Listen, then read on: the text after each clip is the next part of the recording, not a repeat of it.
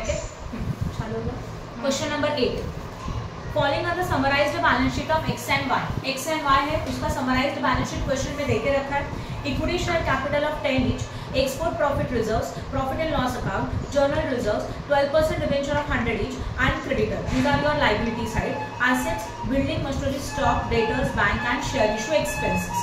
Z Limited was formed to acquire the all assets and liability of X Limited and Y Limited.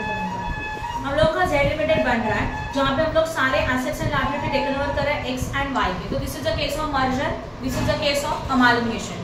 X limited and Y limited दोनों company जब combine हो जाएगा उसके बाद उससे उसी कंपनी से हम लोग कौन सा लिमिटेड फॉर्म कर रहे हैं, जेड लिमिटेड फॉर्म कर रहे हैं। तो this is a case of merger, this is a case of amalgamation. यहाँ पे जेड लिमिटेड न्यू फर्म है and X and Y is known as a old firm. Okay, उसके बाद देन पॉइंट नंबर 1 है Z Limited to have authorized share capital of 5 crore divided into 5 lakh equity share of 10 each. Authorized share capital we have to write down in the balance sheet of the new company. तो new company कौन सा company है, Z Limited is our new company. तो Z Limited के balance sheet में authorized capital लिखा जाएगा, ये बाकी कहीं पे भी रिकॉर्ड नहीं होगा। पहला पॉइंट खत्म। Second point, business of both the companies were taken over for the total price of 1.2 crore to be discharged by Z Limited by issuing equity share of 100 each at a premium of 20%. इसका मतलब क्या हो गया, देखो ये ऐसा सम है जहाँ पे आपको पॉइंट नंबर 2 में पीसी का वैल्यू डायरेक्टली दे दिया। क्या बताया, the business of both the companies, दोनों कंपनी का business taken over at a total price of 1.2, right, 1.2 crore में, मतलब Z लिमिटेड ने X एंड Y दोनों का बिजनेस टेकन ओवर किया 1.2 करोड़ में। तो यहाँ पे पीसी का बन गया lump sum method, PC value is directly given. PC का वैल्यू क्या करके रखा है, डायरेक्टली देके रखा है। 1.5 crore it to be discharge by Z limited by issuing equity share of 100 each at a premium 20। C PC का वैल्यू तो मिला आपको, दैट इज 1.20 करोड़। आज वेल आज ये पीसी डिस्चार्ज कैसे किया जाएगा, पेड कैसे किया जाएगा, by issuing equity share. Equity share issue करेगा Z लिमिटेड, न्यू कंपनी अपने कंपनी के इक्विटी शेयर इशू करेगी at a premium of what, 20%। तो this is known as a discharge of PC also. Okay, next one, point number 3, the share holder of X limited and Y limited to get a share in Z limited. X limited है, Y limited है, उनको shares मिला Z limited का इन the ratio of the net assets value of respective shares. देखो ये clear है कि हम लोगों का पीसी का वैल्यू कितने का है, 1.2 करोड़ से, right, that is 1 crore 20 lakh PC का अमाउंट है। और ये पीसी का अमाउंट जेड ने बताया कि दोनों कंपनी को टेकन ओवर किया, X as well as what, Y, X and Y दोनों कंपनी को टेकन ओवर करके जेड ने डिसाइड किया इनको 1 करोड़ 20 लाख देंगे। अब हम लोगों को ये फाइंड आउट करना है इसमें से X के लिए कितना और इसमें से Y के लिए कितना। ओके, और ये डिसाइड किया जाएगा, उन्होंने क्वेश्चन में क्लियरली बोला है, and this the share holder of X and Y to get a share in Z limited in the ratio of the net assets value of the respective shares. मतलब 1 crore 20 lakh X and Y में divide होगा net assets value के ऊपर। किसके ऊपर divide हो जाएगा, net assets value के ऊपर डिवाइड हो जाएगा, राइट। अभी नेट एसेट्स वैल्यू का मीनिंग आपको पता है, total assets minus total liability, that is outsider liability. We got net assets value, right. तो हम लोगों को X का NAV कैलकुलेट करना है, Y का भी net assets value find out करना है। उनका जो नेट एसेट्स वैल्यू आएगा उसके रेशियो के ऊपर 1 करोड़ 20 लाख X में Y में डिवाइड किया जाएगा। क्लियर हो रहा है, तो वो बनेगा X का PC एंड Y का PC। उसके बाद the debentures of both the companies is to be converted into equivalent number of 14% debenture of 100 each at a discount of 10%। दोनों कंपनी के डिवेंचर्स को सेम नंबर ऑफ डिवेंचर्स में convert किया, बस old company के debenture का percentage था 12%, वही 12% डिवेंचर कन्वर्ट हो रहा है 14% डिवेंचर्स में। बट जब हम लोग न्यू 14% डिवेंचर इशू करेंगे जिसको डिस्काउंट 10% का आएगा। क्लियर हो रहा है, तो न्यू कंपनी में ये डिवेंचर 10% डिस्काउंट में है, तो डिस्काउंट इज अवर लॉसेस।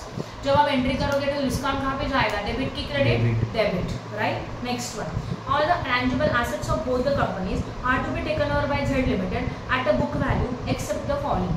तो नीचे हम लोगों के पास कुछ एसेट्स का रिवाइज वैल्यू दिया है, तो उनका हम लोग रिवाइज वैल्यू कंसिडर करेंगे ओनली बिल्डिंग एंड मशीनरी, बाकी के सारे एसेट्स हम लोग कंसिडर करेंगे book value. Okay, then the sundry creditor of X and Y are taken over at 6 lakh रुपया एंड 5 लाख रिस्पेक्टिवली। तो सन्ड्री क्रेडिटर्स का मतलब होता है लायबिलिटी, तो लायबिलिटी का भी रिवाइज वैल्यू देके रखा है। तो पीसी कैलकुलेट करने के लिए जो हम लोग net assets value find out करेंगे उसमें हम लोगों को लायबिलिटीज का कंसिडर करना है रिवाइज वैल्यू। तो क्रेडिटर का भी रिवाइज्ड वैल्यू ही आएगा। ये पॉइंट समझ में आया? आगे देखो। Then the statutory reserves are to be maintain for 3 years more. ऐसा हम लोग मेंटेन करेंगे आगे के और 3 साल के लिए।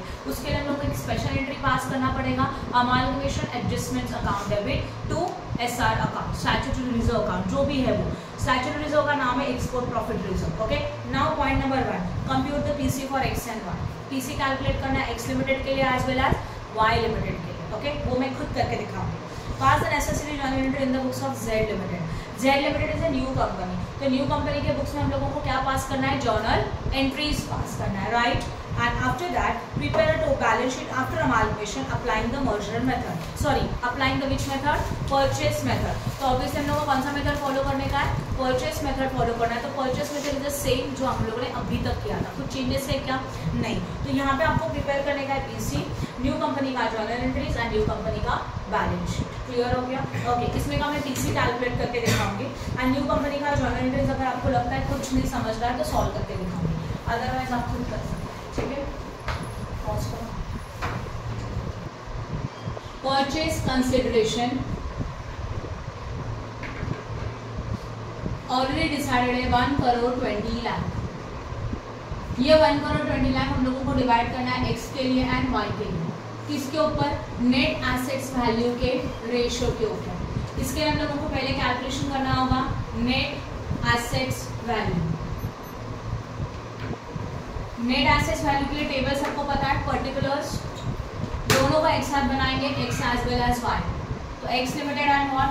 Y limited. यहाँ पे होगा पर्टिकुलर्स। नेट एसेट्स वैल्यू का कंसेप्ट होता है assets minus liability, nothing else. तो यहाँ पे सबसे पहले हम लोग लिखेंगे एसेट्स। एसेट्स लिखकर कंसिडर करेंगे रिवाइज वैल्यू। रिवाइज वैल्यू नहीं दिया रहेगा तो बुक वैल्यू। सबसे पहले आएगा बिल्डिंग। बिल्डिंग का रिवाइज वैल्यू ऑलरेडी क्वेश्चन में देखे रखा है और वो है 28 लाख एक्स के लिए। पहले एक्स का बनाएंगे, बाद में वाई का। बिल्डिंग के बाद नेक्स्ट वन हमारे पास अवेलेबल है मशीनरी। मशीनरी का रिवाइज वैल्यू है 31,50,000। तो यहाँ पे होगा 31,50,000। मशीनरी के बाद आएगा स्टॉक। स्टॉक का रिवाइज वैल्यू लेने का जरूरत नहीं क्योंकि क्वेश्चन में अवेलेबल नहीं है। तो कंसिडर बुक वैल्यू 25,50,000।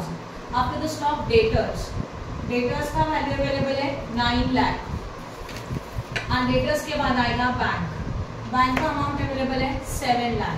लॉसेस हम लोग कंसिडर नहीं कर सकते तो इनका करेंगे टोटल, और इनका टोटल हो रहा है हम लोगों का 1 करोड़ 1 लाख।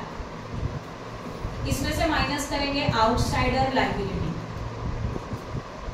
आउटसाइडर लायबिलिटी में आएगा ऑल लायबिलिटीज। सबसे पहले आता है डिवेंचर्स।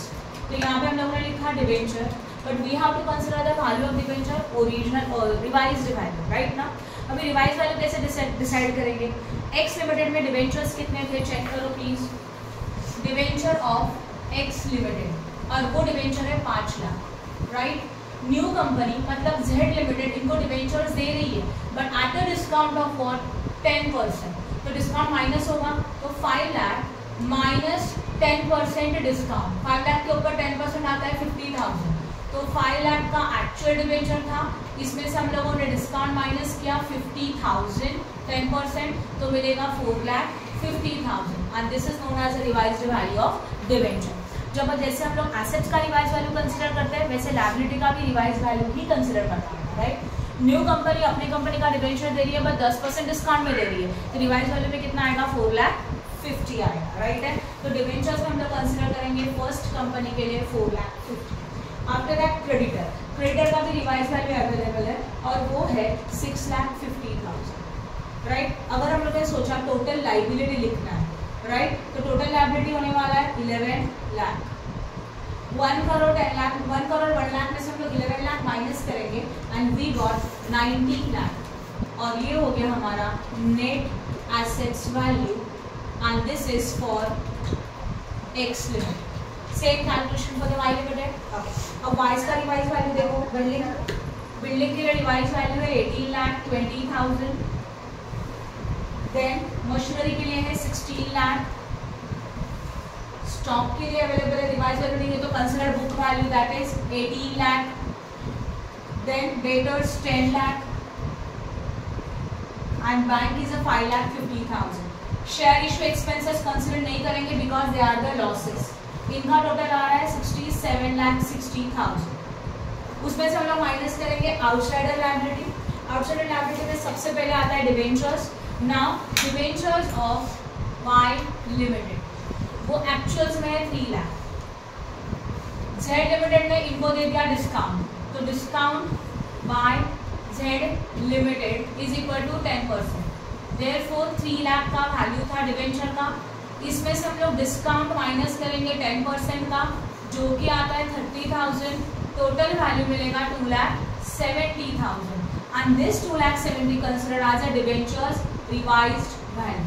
ओके, क्रेडिटर का रिवाइज वैल्यू क्वेश्चन में अवेलेबल है 5 लाख, फिर टोटल आएगा 7,70,000। 67,70,000 में से 7,70,000 माइनस किया, वैल्यू मिलेगा 60 lakhs and this is your net assets value of the Y limited. अब उन्होंने क्लियरली बोला है एनएवी का रेशियो चाहिए, तो अभी हम लोग यहाँ पे निकालेंगे नेट एसेट्स वैल्यू का रेशियो। सिंपल है, एक्स का वाई का, एक्स का 90 लाख था, वाई का 60 लाख था। रेशियो निकालना है, रेशियो डाल देते हैं। कॉमन जीरोस कैंसिल करो, 1 2 3 4 5 6, 1 2 3 4 5 6, 6 6 0 कैंसिल किया, 9:6। 3 से शॉर्ट हो सकता है, 3 3 जा 9, 3 2 जा 6। रेशियो क्या बना 3:2। तो एक्चुअल्स में ये जो 1 करोड़ 20 लाख है उसको डिवाइड करना है 3:2 के ऊपर।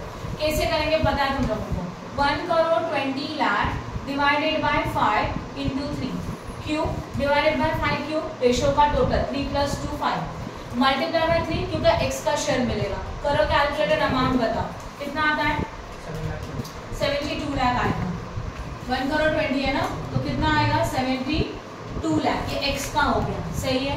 वाई का बैलेंसिंग होगा, ये एक्स के लिए, वाई के लिए 1 crore 20 lakh divided by 5 into 2 कितना बनेगा 48 लाख।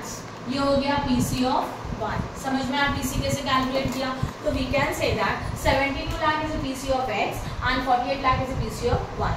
पीसी तो मिल गया। Now next table is what, PC discharge. मतलब पीसी आप लोगों ने कैसे पे किया, कौन से फॉर्म में पे किया। पॉइंट नंबर 2 में आपको क्लियरली बोला है the business of both the companies were taken over of a total price of 1.2 crore to be discharged by Z Limited। मतलब Z Limited ने पीसी डिस्चार्ज किया by issuing a equity share of 10 each at a premium of 20%। तो Z Limited X and Y को जो PC paid करेगा तो form कौन से फॉर्म में करेगा, इक्विटी शेयर के फॉर्म में, और वो भी it is issued at a premium of 20%। Clear हो रहा है। तो अभी एक नेक्स्ट टेबल बनेगा पीसी डिस्चार्ज का टेबल, यहाँ ध्यान दें, पीसी डिस्चार्ज। ऑब्वियसली पहला हम लोग देखते हैं एक्स लिमिटेड के लिए, दोनों के लिए अलग अलग बनाएंगे। पर्टिकुलर सिंपल कॉलम पर्टिकुलर्स का आएगा, then inner of amount column and then outer column. हम लोगों को क्लियर है क्या दिया जा रहा है, equity share capital of Z limited, ये हम लोग देंगे। पर प्रीमियम पे बोला तो 2 पॉइंट आएंगे, nominal value as well as premium. अब हम लोग को फाइंड आउट करना है नंबर ऑफ शेयर्स। कल मैंने आपको फॉर्मूला सिखाया था, number of share is equal to value of PC divided by issue price. Issue price कैसे आता है, issue price is equal to nominal value plus premium. Nominal value कितना इक्विटी शेयर्स का चेक करो, ऑब्वियसली 100, पॉइंट नंबर 1 से पता चलेगा। Z limited के शेयर्स है जिनका वैल्यू 100 है, तो हमारा नॉमिनल वैल्यू कितना आ जाएगा 100। प्रीमियम बोला इसके ऊपर 20%, तो 100 के ऊपर 20% 20 रुपीज होगा, तो यहाँ पे कंसिडर होगा 20, तो ये बन जाएगा 120। नाउ पीसी का वैल्यू कितना था 72 lakh for X divided by 120, please calculate करो 60,000। तो these are the number of shares. Clear हो गया, राइट। तो दिस नंबर ऑफ शेयर्स है 60,000 इंटू 100, वी गॉट पीसी का value that is nominal value मिलेगा 60 लाख एंड 60,000 इंटू 20 कितना मिलेगा 12 लाख। क्लियर है। तो जो हमारा पीसी था 72 लाख उसका डिवीजन किया हम लोगों ने और एक्चुअल्स में उसको कन्वर्ट किया nominal value as well as premium. Any doubt in this, समझा अच्छी तरह से। 72 लाख के पीसी के अमाउंट में नॉमिनल वैल्यू प्रीमियम दोनों इंक्लूडिंग था, इसलिए उस अमाउंट को एक टोटल वैल्यू से डिवाइड किया। तो you got number of share and लिख दो, हो गया PC of X limited. Now same we have to find out PC of which limited, Y limited, right. हम लोग इसको शॉर्ट में भी कर सकते हैं, वाई लिमिटेड। वाई लिमिटेड के लिए अगेन लिखा पर्टिकुलर सिंगल अमाउंट कॉलम कोई बनाओ चलेगा, दोनों राइट है। यहाँ पे हम लोग लिखेंगे equity share in Z limited, right, जहाँ पे आएगा nominal value as well as premium. ये फॉर्मूला लिखने का जरूरत नहीं है, ये भी लिखने का जरूरत नहीं है, ये मैंने आपको समझने के लिए लिखा है, राइट। अब हम लोग डायरेक्टली करेंगे। Number of share is equal to value कितना था 48 लाख, पीसी का अमाउंट था, इसको हम लोग डिवाइड करेंगे डायरेक्टली 120 से। 40,000 का नंबर ऑफ शेयर आया तो डायरेक्टली यहाँ लिखेंगे 40,000 into 100 and again 40,000 into what 20, सही है। 40,000 इंटू 100 कितना बनने वाला है 40 lakhs, then this one is 8 lakh, total बन गया 48 lakh, ultimately your value of PC. Any doubt in this? समझ में आप पीसी का वैल्यू समझा यहाँ तक किसी